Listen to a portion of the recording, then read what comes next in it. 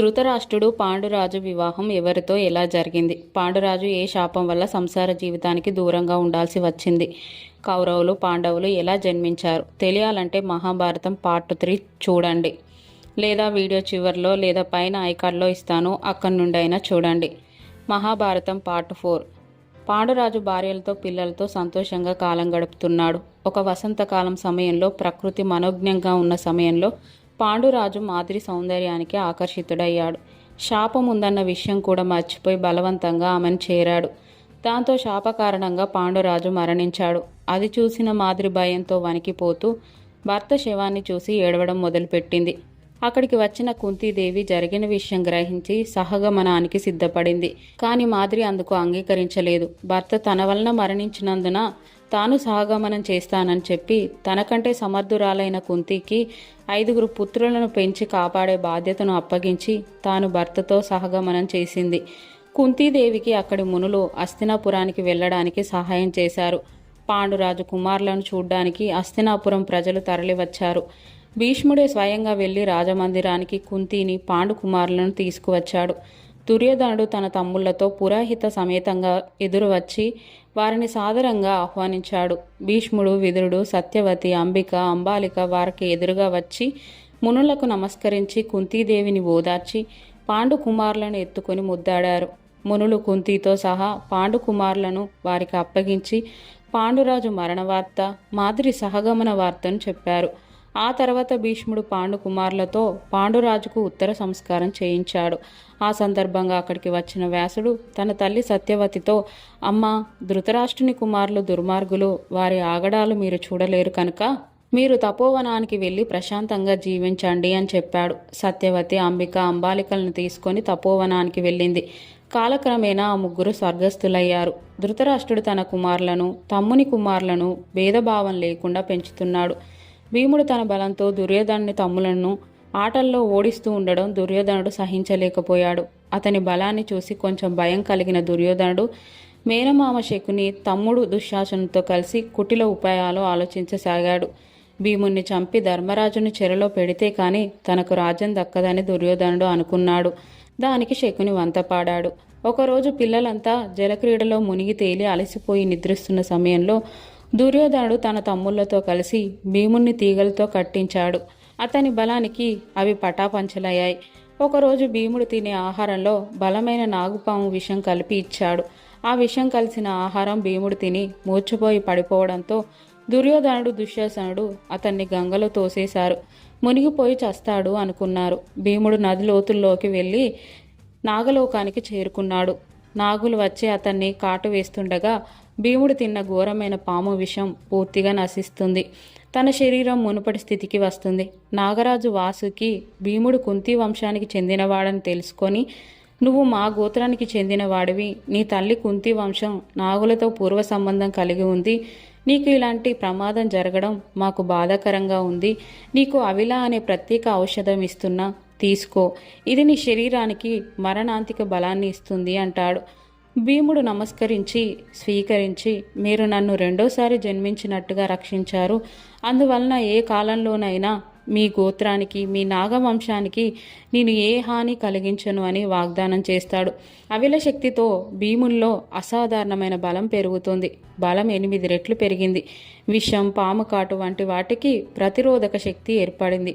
అత్యంత బలవంతుడయ్యాడు, తేజోవంతుడయ్యాడు. తర్వాత భీముణ్ణి వాసికి తన అనుచరులతో కలిసి మళ్ళీ గంగపైకి పంపిస్తాడు.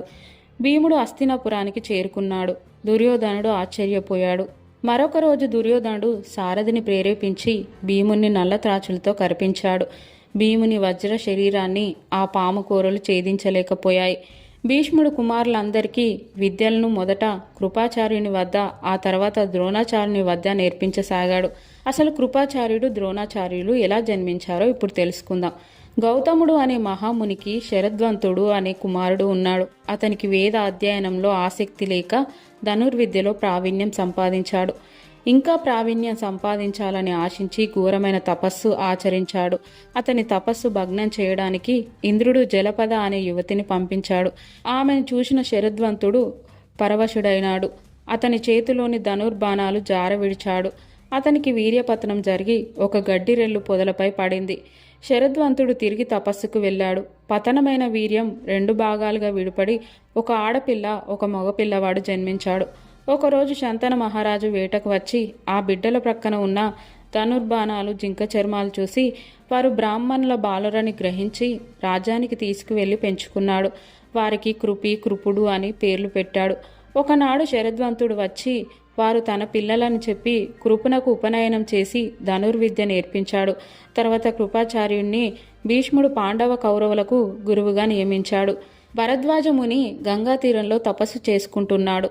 ఘృతాచి అనే అప్సరస గంగానదిలో జలకాలాడుతున్నప్పుడు ఆమె వస్త్రం తొలగింది. ఆ సమయంలో భరద్వాజుడు చూశాడు. అది చూసిన భరద్వాజుడికి వీర్యపతనం జరిగింది. అతడు ఆ వీర్యాన్ని ఒక ద్రోణలో అంటే కలశంలో దాచాడు. ఆ వీర్యం నుండి శుక్రాచార్యుని అంశతో ద్రోణుడు జన్మించాడు.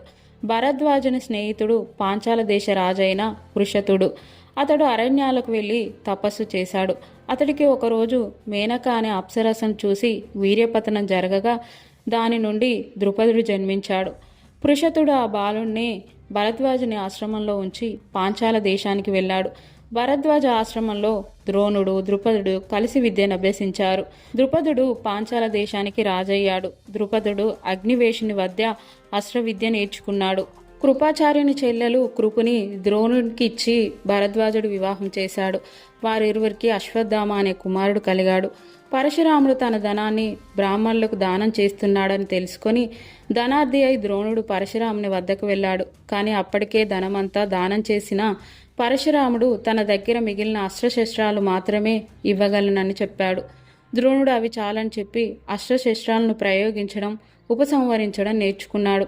భరద్వాజుని ఆశ్రమంలో ద్రోణుడు ద్రుపదుడు ప్రాణ స్నేహితులయ్యారు.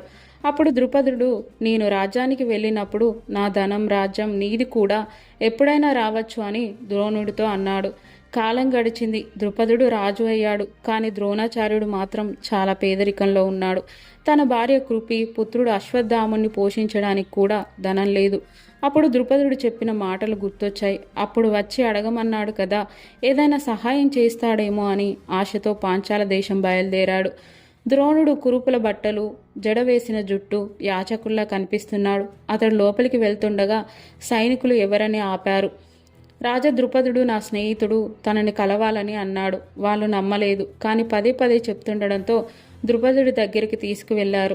ద్రోణుడు ద్రుపదుడితో చాలా మర్యాదగా, ద్రుపద, నీవు చెప్పిన మాట గుర్తుందా? నీకు ఉన్నది నాకు కూడా అన్నావు కదా, నేను కష్టాల్లో ఉన్నాను, కొంచెం ధనం సహాయం చెయ్యి అన్నాడు వాళ్ళ స్నేహం గుర్తు చేస్తూ. అప్పుడు ద్రుపదుడు సింహాసనంపై కూర్చొని అహంకారంతో, ద్రోణ, రాజులు యాచకులు సమానమా? స్నేహం సమానుల మధ్య ఉండాలి. నువ్వు పేదవాడివి, నేను రాజును, నువ్వు నా స్నేహితుడు ఎలా అవుతావు అని అవమానించాడు. భయంకరమైన అవమానంతో ద్రోణుడు ద్రుపదునిపై పగ పెంచుకున్నాడు. రాజ్యం విడిచి హస్తినాపురానికి చేరుకున్నాడు. ద్రోణాచార్యుడు హస్తినలో ప్రవేశించే సమయంలో జరిగిన ఒక సంఘటన ఆయనను పాండుసుతులకు కౌరవులకు గురువయ్యేలా చేసింది. పాండవులు కౌరవులు బంతితో ఆడుకునే సమయంలో అది ఒక లోతైన నూతిలో పడింది. వారు దానిని తీయడానికి ప్రయత్నించి విఫలమయ్యి నిస్సహాయంగా చూస్తున్న సమయంలో అక్కడికి కుటుంబ సమేతంగా వచ్చిన ద్రోణాచార్యుడు ఆ బంతిని ఒకదాని తర్వాత ఒక బాణాన్ని వేస్తూ బయటికి తీసి ఇచ్చాడు. రాజకుమారుల ద్వారా ఈ విషయం తెలుసుకున్న భీష్ముడు ద్రోణుడిని రాజకుమారులకు ఆచార్యునిగా నియమించాడు. విద్య నేర్పడానికి ముందు అతడు రాజకుమారులను చూసి మీలో నా కోరికను తీర్చగలవారు ఎవ్వరు అని ప్రశ్నించాడు. అందుకు అందరూ సంశయిస్తుండగా అర్జునుడు మాత్రం ముందుకు వచ్చి గురుదేవ, నేను మీరు ఏది కోరితే అది చేస్తాను అన్నాడు. అర్జునుడు గురువును వినయ విధేయతలతో సేవిస్తూ ద్రోణుని ప్రేమాభిమానానికి పాత్రుడయ్యాడు. అశ్వత్థామకు అర్జునుడు అంటే విద్యా మత్సరం ఉండేది. ఒకరోజు అర్జునుడు భోజనం చేస్తుండగా దీపం మారిపోయింది. అర్జునుడు చీకట్లో అన్నం తింటూ ఉండగా చీకట్లో బాణప్రయోగం కూడా చేయవచ్చునన్న ఆలోచన వచ్చి అలా అభ్యాసం చేయడం ప్రారంభించాడు. అది చూసి ద్రోణుడు అర్జును పట్టుదలకు మెచ్చి పరశురాముని వద్ద తాను నేర్చుకున్న విద్యనంతా నేర్పించాడు. దుర్యోధనుడు భీముని బలం, అర్జునుడి విలువిద్య నైపుణ్యం చూసి సహించలేకపోయాడు. ఒకరోజు ద్రోణుడు రాజకుమారులకు విలువిద్యలో పరీక్ష పెట్టాడు. ఒక పక్షి బొమ్మను ఒక చెట్టు కొమ్మకు కట్టి ఒక్కొక్కరిని పిలిచి వారి ఏకాగ్రతను పరీక్షించగా అర్జున్కి తప్ప ఎవరికీ తగినంత ఏకాగ్రత లేదని గ్రహించాడు. అర్జునుడు మాత్రమే పక్షి కన్ను కనిపిస్తుందని చెప్పాడు. ఒకరోజు ద్రోణుడు నదిలో స్నానం ఆచరిస్తున్నాడు. ఒక మొసలి అతని కాలును పట్టుకుంది. అతడు రక్షించమని వేసిన కేకలకు రాకుమారులంతా దిక్కుతోచగా పరిగెడుతున్న సమయంలో అర్జునుడు చాకచక్యంగా బాణం వేసి గురువును రక్షించాడు. ఎప్పటికైనా అర్జునుడు ఒక్కడే ద్రుపదుని పట్ల తనకు కలిగిన పగ చల్లార్చగలడని గ్రహించి ద్రోణుడు అర్జునికి దివ్యాస్త్రాలను ఇచ్చాడు. కౌరవులు పాండవులు ద్రోణాచార్యుని వద్ద యుద్ధ విద్య నేర్చుకుంటున్నప్పుడు కర్ణుడు ఆ గురుకులానికి వెళ్ళి వినయంగా ద్రోణుడితో నన్ను శిష్యుడిగా అంగీకరించండి గురుదేవా అన్నాడు. కాని ద్రోణుడు కర్ణుడు రూపం చూసి సూతపుత్రుడని తెలిసి నేను రాజకుమారులకు మాత్రమే విద్య నేర్పుతాను, నీవు రథసారథి వంశానికి చెందిన వాడివి, నేను నీకు విద్య నేర్పలేను అని నిరాకరించాడు. ఈ అవమానం కర్ణుడి హృదయంలో తీవ్ర పగను అగ్నిని రాజేసింది. అర్జునుడి కంటే గొప్ప యోధుడు కావాలనుకున్నాడు. అలాంటి విలువిద్య నేర్పించడం పరశురాముడు వల్ల మాత్రమే అవుతుందని తెలుసుకున్నాడు. కానీ పరశురాముడు కేవలం బ్రాహ్మణులకు మాత్రమే విద్య ఉపదేశం చేస్తాను అని శపథం చేశాడు. అందుకని కర్ణుడు తన అసలు జన్మ వంశం తెలియకుండా బ్రాహ్మణుల పరశురాముని వద్దకు వెళ్ళాడు. పరశురాముడు అతనికి అగ్రశ్రేణి శిక్షణ ఇచ్చాడు. కర్ణుడు దివ్యాస్త్ర విద్య, బ్రహ్మాస్త్ర ప్రయోగం, గాంధీవ విల్లు కంటే శక్తివంతమైన శస్త్రాలు, రథసారథి, యుద్ధకళ, గదాయుద్ధం, ధనుర్విద్యలో అత్యున్నత రహస్యాలు ఇవన్నింటిలోనూ అసమాన ప్రతిభ చూపాడు. పరశురాముడికి అతడు అభిమాన శిష్యుడు అయ్యాడు. ఒకరోజు పరశురాముడు కర్ణుడు ఒడిలో తలపెట్టి నిద్రపోతాడు. ఆ సమయంలో ఒక విషసర్పం కర్ణుడి తొడను కాటేసింది. తీవ్ర నొప్పిని అసలు కదలకుండా భరించాడు. ఆ రక్తం పరశురాముడిని తాకి ఆయనకు మెలకువ వచ్చింది. అటువంటి నొప్పిని ఒక బ్రాహ్మణుడు భరించలేడని తెలుసుకొని అతన్ని ప్రశ్నించాడు. కర్ణుడు నిజం ఒప్పుకోక తప్పలేదు. పరశురాముడు కోపంతో నువ్వు నేర్చుకున్న విద్య నీకు అత్యవసర సమయంలో మర్చిపోతావు, ఈ రహస్య శక్తికి నీవు యోగ్యుడవు కాదు అని చెప్పించాడు. ద్రోణుని కీర్తి విని హిరణ్యధన్వునుడు అనే ఎరకల రాజు కుమారుడు ఏకలవ్యుడు అతన్ని తన గురువుగా ఎంచుకున్నాడు. అతడు ద్రోణుని వద్దకు వెళ్ళి విలువిద్య నేర్పమని కోరాడు. హీనజాతి వాడని అతడికి విలువిద్య నేర్పడానికి ద్రోణుడు అంగీకరించలేదు. పట్టు వదలని ఏకలవ్యుడు అడవిలో ద్రోణుని విగ్రహం పెట్టి భక్తితో విలువిద్యను సాధన చేశాడు. ఒకరోజు కౌరవ పాండవులు అరణ్యంలో వేటకు వెళ్లారు. అప్పుడు ఒక వేట కుక్క ఏకలవ్యుని చూసి మొరగసాగింది. అర్జునుడికి బాణాల శబ్దాలు వినిపిస్తున్నాయి. ఎవరో కుక్క నోరు 7 బాణాలతో సరిగ్గా మూసేశారు. ఆ కుక్కకి కొంచెం కూడా హాని కలగకుండా చేశారు. అర్జునుడు ద్రోణాచార్యుడు చూసి ఆశ్చర్యపోయారు. వారు అడవిలోకి వెళ్ళి ఏకలవ్యుని ధనుర్విద్య సాధన చేస్తుండగా చూశారు. అతన్ని నీ గురువు ఎవరని అడిగితే ద్రోణాచార్యుడు అని చెప్పాడు. అర్జునుడు ద్రోణునితో గురువర్య, నేను మీ ప్రియ శిష్యుణ్ణి అని చెప్పారు కదా, నాకంటే ఏకలవ్యునికి విలువిద్యలో నైపుణ్యత అధికంగా ఇచ్చారెందుకు అని వేదనతో అడిగాడు. ద్రోణాచార్యుడు ఆశ్చర్యపోయి నేను నిన్ను శిష్యునిగా ఎప్పుడూ అంగీకరించలేదు, నువ్వు నన్ను గురువుగా ఎలా భావిస్తున్నావు అని ఏకలవ్యుణ్ణి అడిగాడు. ఏకలవ్యుడు ద్రోణునికి నమస్కరించి మట్టితో మీ విగ్రహాన్ని ప్రతిష్ఠించి ప్రతిరోజు సాధన చేశాను, మీరు నాకు నేర్పించకపోయినా నా గురువు మీరే అన్నాడు. కానీ ఏకలవ్యుడి విద్య అర్జునుడి కంటే అత్యుత్తమంగా ఉంది. అర్జునుడిని ప్రపంచంలో అందరికంటే గొప్ప ధనుర్విద్యావంతుడిగా చేస్తానని ద్రోణుడు మాటిచ్చాడు. ఏకలవ్యుడు అర్జునుడిని మించిన ప్రతిభ చూపడం ద్రోణుని మాటకు గురుధర్మానికి విరుద్ధం. అందుకే ద్రోణుడు ఏకలవ్యుడితో నీవు నన్ను గురువుగా భావిస్తే గురుదక్షిణ ఇవ్వాలిగా అన్నాడు. దానికి ఏకలవ్యుడు సంతోషంగా గురుదేవా, ఎలాంటి గురుదక్షిణ అయినా ఇస్తాను, అడగండి అన్నాడు. నీ కుడి బొటనవేలు నాకు గురుదక్షిణగా ఇవ్వు అన్నాడు.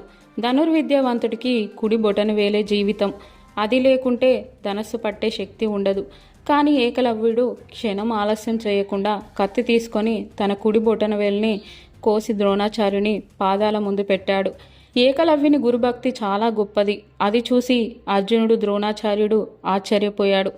తర్వాత ఏకలవ్యుడు వ్రేలు లేకపోయినా మిగతా వేళ్లతో ధనుర్విద్య కొనసాగించాడు. తర్వాత ఏం జరిగింది తెలుసుకోవాలంటే పార్ట్ 5 కోసం వేచి చూడండి.